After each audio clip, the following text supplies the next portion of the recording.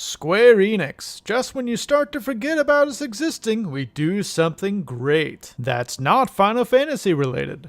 Welcome to this long overdue Riffview for the second pass of Life is Strange Season 1, just on the cusp of Season 2's full-on release. Who does not have Life is Strange fever? It suits you.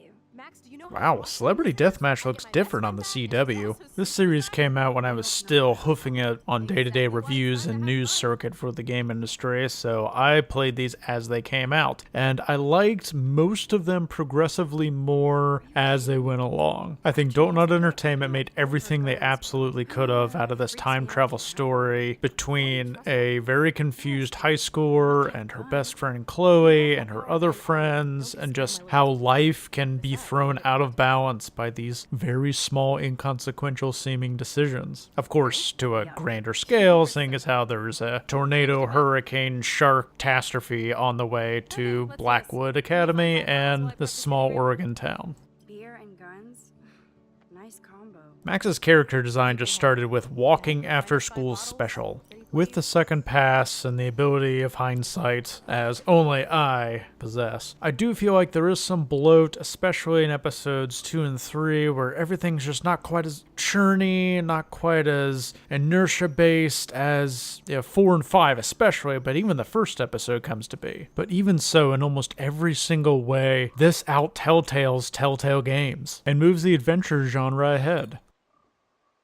Game over. Brutality. There are, of course, choices, and with Max and her high school lifestyle, those choices can be big and small, and then you have a whole nother level of big and small with how her time travel is affecting the world, how it's affecting the loved ones around her, how it's affecting the lives of people she's never even met before. And that creates this unprecedented sense of scale to the choices, to where a choice ecosystem feels integrated directly, where the web of all of your choices envelops onto one another. Only dudes and gals with huge toke tolerances should be talking like this. And the emotions really do deliver, despite these graphics just being claymation and action. They are really not great, but it's that soundtrack and the acting. Oh my god, the voice acting. Not the dialogue. The dialogue is cringy, but the voice acting is terrific. I feel like the forest is whispering to me. I dare you to deliver all this high school gibberish that they have to spout with a straight face and actual inflection. I dare ya. This is so good.